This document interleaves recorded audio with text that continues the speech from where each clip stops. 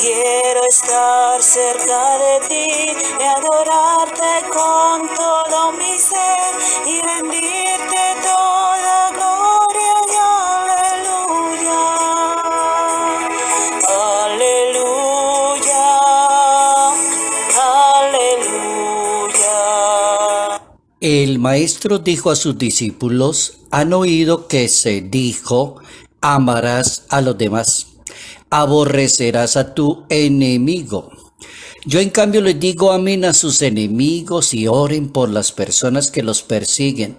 Así serán hijos de su Padre que está en el cielo, que hace salir el sol sobre buenos y malos, envía la lluvia a justos e injustos, porque si ustedes aman a los que los aman a ustedes, ¿qué mérito tiene eso? ¿No hacen lo mismo también los publicanos, los hipócritas? Y si saludan solo a sus hermanos, ¿qué hacen de extraordinario? ¿No hacen lo mismo los gentiles? Por lo tanto, sean perfectos como el Padre Celestial es perfecto. Evangelio según San Mateo, capítulo 5, versos 43 al 48. No existe justificación en la Santa Biblia para odiar o tratar de una manera hipócrita a las demás personas. Notas amables a la palabra de Dios, martes 15 de junio, año 2021. Aleluya.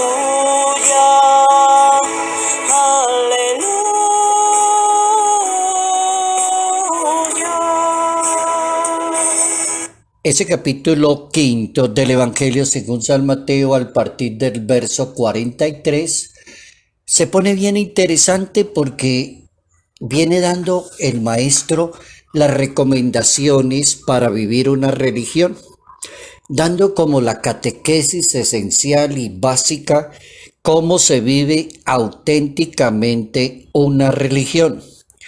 No es la guerra por saber quién es más santo que las demás personas. No es la guerra porque yo sé más religión que usted o tengo más tiempo en la religión católica.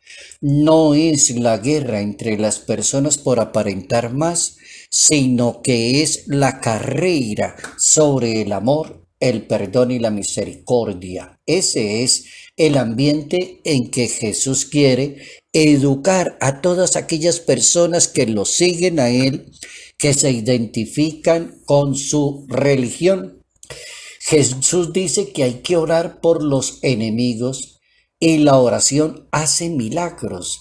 Y eso vale cuando se tienen enemigos, decía el Papa Francisco en una de sus homilías en la Casa Santa Marta, sino también cuando percibimos antipatía, enemistad, o como decimos en Colombia, uno no es monedita de oro para caerle bien a todas las personas, uno no es ninguna moneda de oro, pero de todas maneras el Papa Francisco dice, no, es que si hay antipatía o hay enemistad o hay alguna persona tiene envidia de los demás, entonces ore por ellas. Esa recomendación es bien importantísima porque es que no se trata de hacer otra cosa diferente. Se trata de orar por los que lo persiguen, por los que los calumnian, orar por las personas que los tratan de una manera doble, orar por esta persona que me tiene tanto odio, yo qué culpa tengo de que soy así, pero esa persona me odia. No le caigo bien a esa persona, las cualidades que la persona tiene no le sirven a los demás. Entonces crea un odio, una rivalidad. La persona que vive una religión no tiene justificación basado en la Santa Biblia para odiar y detestar o recriminar al otro o lanzarle diatribas que vayan a acabar con la vida de esa persona. No, dice el Papa, es el verdadero amor y el verdadero amor está ahí cuando no hay nada a cambio. La situación del amor en la Santa Biblia y la carrera del amor de la cual empecé hablando hoy, que vivir perfectamente una religión es como la carrera del amor de la persona, la manera como la persona ama y perdona, tiene misericordia, practica la caridad, ora por los enemigos. Entonces eso es lo que se llama el verdadero amor, que no pide nada a cambio. O el verdadero amor se da aunque sea pisoteado, de la misma manera como Jesús fue pisoteado y Jesús fue perseguido y Jesucristo fue crucificado, se burlaron de él y él no pagó mal, sino que le pagó con la salvación a la humanidad. Eso es lo que está diciendo el texto bíblico. El verdadero amor se da de cualquier manera. Así el maestro de Nazaret da ese ejemplo tan sabio. Si hay sol y hay lluvia para todo el mundo, hay viento, hay oxígeno para todas las personas, los animalitos y las plantas que habiten en este planeta. Todos tienen derecho a la lluvia, al viento, al sol, tienen derecho a todo. Porque Dios no pisotea a ninguna persona. Qué bueno aprender eso en materia de saber si uno está viviendo bien su religión. Pisotear a las demás personas, aplastar al otro, esa no es. O sea, desdice mucho de una persona que pretenda creer que está viviendo muy bien una religión. Habría que decirle que lea esa frasecita: el sol, la lluvia y el viento están para todos. Dios es verdadero amor, decía el Papa Francisco, y Él es verdadero amor porque no tiene límites, tiene agua, tiene sol, tiene lluvia, tiene todo para todo el que la necesite. No le manda el agua solamente a los buenos, o hasta ahora ese caso no se ha dado en la historia de la humanidad, que exista algún pueblo en el planeta Tierra que digan todos los que son buenos y viven bien la religión tendrán oxígeno, agua limpiecita y se podrán bañar y hacer esto porque son los que cumplen. No existe esa posibilidad.